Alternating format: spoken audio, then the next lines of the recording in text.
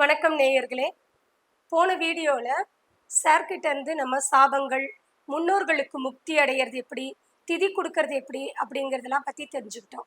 இந்த வீடியோவில் நம்ம ராகு கேது தோஷங்கள், ரொம்ப நாள் ஆயிடுச்சுங்க சார், இன்னும் கல்யாணமே ஆகலை, எப்போ பார்த்தாலும் ராகு தோஷம், செவ்வாய் தோஷம் அப்படின்னே சொல்லிட்டு இருக்கிறாங்க. அதுக்கான நிவர்த்திகளும் செஞ்சாச்சு. வயசு 30 ஆயிடுச்சு, 35 ஆயிடுச்சு, இன்னும் பொண்ணு கிடைக்கலைங்க சார், மாப்பிள்ளை கிடைக்கலைங்க சார் அப்படின்னு புலம்புறவங்களுக்காக ஒரு ரெமெடியோட இன்னைக்கு நம்மளுக்காக வந்திருக்கிறாரு கோவிந்தராஜ் சார். வாங்க சந்திக்கலாம். வணக்கம் சார். வணக்கம் நேயர்களே. இப்போ தோஷத்தை பற்றி மேடம் கேட்டாங்க. இப்போ ராகு கேது தோஷம்னு சொல்கிறாங்க. ராகு கேது தோஷங்கிறது என்ன சார்? ராகு கேது தோஷத்தினால தான் கல்யாணம் ஆகாமல் இருக்குன்னு கொஸ்டின் வருது. நாங்கள் நிறைய கோயில்களுக்கு போயிட்டு வந்துட்டோம், எங்களுக்கு கல்யாணம் ஆக மாட்டேங்குது அப்படின்னு சொல்லித்தான் நிறையா சொல்கிறாங்க. அந்த கொஸ்டினை தான் இவங்க கேட்டிருக்கிறாங்க. ராகு கேது தோஷம்னா என்ன, அதுக்கு என்ன காரணம், என்ன மீனிங், எப்படி அந்த கிரகம் அந்த தோஷமாக வருது, எதனால அவங்களுக்கு கல்யாணம் ஆக மாட்டேங்குது? ராகு தோஷம் கேது தோஷம்னா, ராகுங்கிறது பாம்புங்க சார். அந்த பாம்பை யாராவது அவங்க வீட்டில் அடிச்சு கொண்டிருந்தாங்களோ, இல்லை அவங்க விவசாயம் பண்ணும்போது அடிச்சு கொண்டிருந்தாங்களோ, இல்லை வண்டியில் போகும்போது அடிச்சு கொண்டிருந்தாங்களோ, அதுதான் பாம்பு, அதுதான் ராகு தோஷம். இதை தெரிஞ்சுக்குங்க. கேது தோஷம் அப்படிங்கிறதுனா விஷ கிருமிகள் அடிச்சு கொள்றது, அது தெரியாம நம்ம கண்ணுக்கு தெரியாம அதோடைய தாக்கத்தை நம்ம உடம்புல லேசாயிரும். அப்போ சாபங்கள்ங்கிறது இதுதான் சாபம்.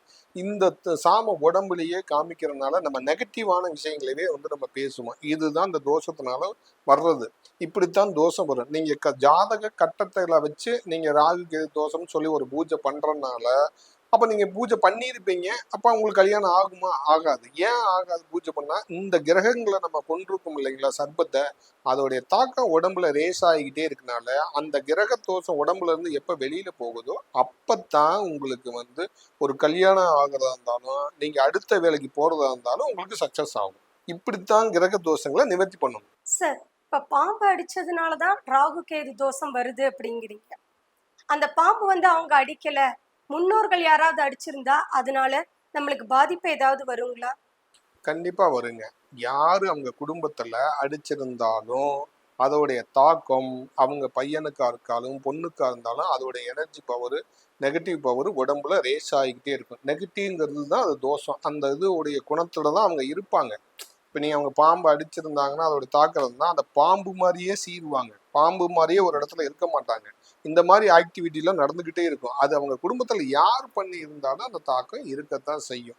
அந்த தாக்கம் உடம்பை விட்டு எப்போ வெளியில் போகுதோ அப்போ தான் அவங்க அதுலேருந்து ரிலீஸ் ஆகும். இப்போ சப்போஸ் ஒரு பூஜைகள் பண்ணிட்டு நாங்கள் கல்யாணம் பண்ணிட்டாலும் அந்த ஜெனரேஷன் அவங்க குழந்தையும் அவங்களையும் சேர்ந்து வாழ்க்கையில் ஜெயிக்க விட முடியாமல் தடங்களை ஏற்படுத்தும். அதை முற்றிலும் நிவர்த்தி பண்ணுனா தான் நீங்க ஜெயிக்க முடியும். சார், இப்ப செவ்வாய் தோஷம் உள்ள பொண்ணுக்கு செவ்வாய் தோஷம் உள்ள பையனைத்தான் கல்யாணம் பண்ணணும்னு சொல்றாங்க. இப்ப இருக்கிற சூழ்நிலையில அப்படிலாம் பண்ண முடியுங்களா? அதுக்கு வாய்ப்பு இருக்குங்களா?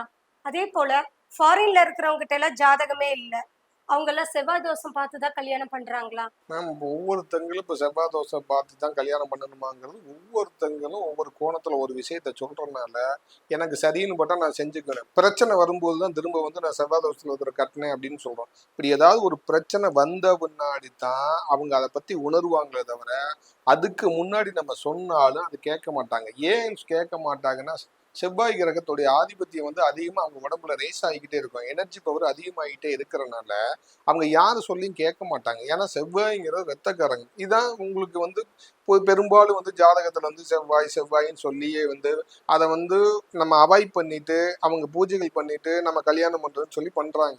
இப்படி பண்ணி தான் பூஜைகள் பண்ணி தான் பண்றாங்கன்னா அது உடல் ரீதியாவோ மன ரீதியாவோ வெளியில போறது கிடையாது. அது எப்போ அந்த நெகட்டிவ் பிளானட் வெளியில உடம்பை விட்டு வெளியில போகுதோ அப்பதான் அவங்க சக்சஸ் ஆகும். அப்பதான் அவங்க அடுத்த பொசிஷனுக்கு போக முடியும். இதெல்லாம் தெரியாம நம்ம செவ்வாய் தோஷத்துல இருக்கு கல்யாணம் பண்ண முடியல, செவ்வாய் தோஷம் இருக்கு கல்யாணம் பண்ண முடியலன்னா அதை விட கிரகங்களும் அவங்கள தடங்களா பண்ணும். ஆனா அது அவங்களுக்கு கண்ணுக்கு தெரியாது. ஆனா செவ்வாயை மட்டும்தான் சொல்லுவாங்க. அப்படியெல்லாம் பார்த்தீங்கன்னா 9 பொருத்தங்கள் பார்த்து தான் கல்யாணமே பண்றாங்க. ஏன் இப்ப அந்த சப்ஜெக்டை எடுக்கிறாங்க? ஒரு பிரச்சனை வந்த முன்னாடி தான் திரும்ப விட நம்ம கிட்ட வருவாங்க. அப்ப அதுக்கு என்ன சொல்யூஷன்ங்கிறது யாருக்கும் தெரியல. பெரும்போக்கான இன்னைக்கு இருக்கிறதுல வந்து ஜாதகத்தை கொடுக்குறாங்க, செவ்வாய் தோசை இருக்குதுங்கிறாங்க, அவருக்கு செவ்வாய் தோசை இருக்குதுங்கிறாங்க. இதைத்தான் நாங்கள் மென்ஷன் பண்றாங்களே ஒழிஞ்சு நமக்கு அந்த கிரகத்துடைய பாதிப்பு இருக்குதா, இல்லை அந்த பாதிப்புல இருந்து எப்படி வர்றது, அதுக்கு உண்டான சொல்யூஷன் என்ன, அதுக்கு எந்த கோயில்களுக்கு போறது, அதை எப்படி ஆக்டிவேஷன் பண்ணி காமிக்கிறதுங்கிறது மெத்தடுக்கு வந்தா தான் அவங்களுக்கு அடுத்த வேலையே நடக்கும்.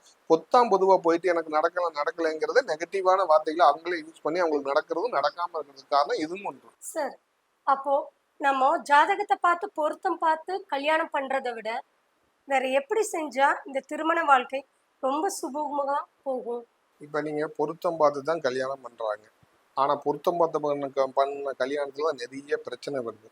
அதே வந்து பொருத்தம் பார்க்காம ஒருத்தருக்கு ஒருத்தர் விரும்பி கல்யாணம் பண்ணுறவங்க நல்லா இருக்கவங்களும் இருக்கிறாங்க. இப்போ இது 2 கேட்டகரியுமே இருக்குது. இப்போ நம்ம பொருத்தம் பார்த்து பண்ணலாமா வேண்டாமா அப்படின்னு தான் கேள்வி. Positive, negative. நெகட்டிவ்னா என்ன, பாசிட்டிவ்னா என்ன? நெகட்டிவ்னா கிரகங்களுடைய தாக்கம், பாசிட்டிவ்னா கிரகங்களுடைய தோஷம் இல்லாதது. இப்போ நெகட்டிவோட தான் சேரும், பாசிட்டிவோட தான் சேரும். அதே மாதிரி இப்போ அவங்க நெகட்டிவாக இருக்கிறாங்க, இப்போ ஆண்கள் வந்து நெகட்டிவாக இருக்காருன்னா அவரை பாசிட்டிவ் ஆக்டிவேஷன் பண்ணிட்டு, பெண்கள் நெகட்டிவாக இருக்காங்களா அவங்கள பாசிட்டிவ் ஆக்டிவேஷன் பண்ணிட்டு, அப்போ நெகட்டிவை வந்து பாசிட்டிவாக பண்ண முடியும், பாசிட்டிவை நெகட்டிவாக பண்ண முடியுங்கிறத காட்டிலையும் 2 பேரும் பாசிட்டிவ் ஆக்டிவேஷன்றதுக்கு எந்த கிரகங்கள் தடங்களாக இருக்குதோ அந்த 2 பேர்த்தையும் பாசிட்டிவ் ஆக்டிவேஷன் பண்ணிட்டு அவங்க மேரேஜ் பண்ணாங்கன்னா கண்டிப்பாக சக்ஸஸ் ஆவாங்க. ஏன்னா எந்த கிரகம் நெகட்டிவ் ஆக்டிவேஷனில் இருக்குதோ அந்த கிரகத்தை பாசிட்டிவ் ஆக்டிவேஷன் பண்ணிட்டோம்னா அவங்க குடும்பத்தில் பிரச்சனை வராது, அவங்க குடும்பம் நல்லா இருக்கும். இப்படித்தான் நம்ம வந்து பொருத்தம் பார்க்கறத காட்டில இது வந்து ரொம்ப ஈஸி. ஏன்னா நான் நெகட்டிவாக இருக்கேனா பாசிட்டிவாக இருக்கானான்னு தெரிஞ்சிடும். இப்போ நம்ம நெகட்டிவாக இருக்கிறான்னா அவரை வந்து எனக்கு பிடிச்சிருக்கு, அவங்க பிடிச்சிருக்கவங்களை வந்து பாசிட்டிவ் பண்ணணும்னா அதிகப்படியான நெகட்டிவ் இல்லாமல் பாசிட்டிவ் ஆக்டிவேஷனில் அவங்க 2 பேருடைய லைஃப் நல்லா இருக்கும். இது இப்படித்தான் நம்ம பண்ணுறது ரொம்ப நல்லது.